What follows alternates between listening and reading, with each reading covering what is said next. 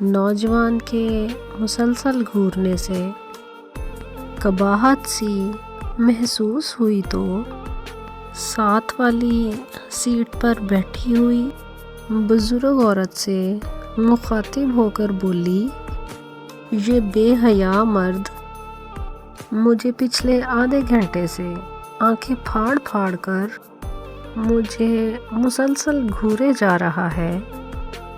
بوڑھی اماں نے ایک لمبی سانس لی اور بڑے اطمینان سے بولی، بیٹا یہ وہی دیکھ رہا ہے جو دکھانے کے لیے تم نے اتنا چست لباس پہن رکھا ہے۔ موصوفہ ایک دفعہ پھر تل ملا اٹھیں اور گرجدار آواز میں کہنے لگیں، میرا جسم میری مرضی۔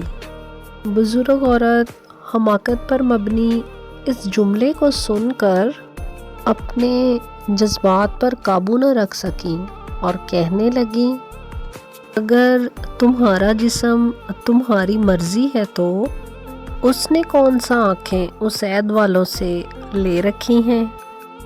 اس کی آنکھیں اس کی مرضی۔ چینل کو لائک اور سبسکرائب ضرور کریے گا۔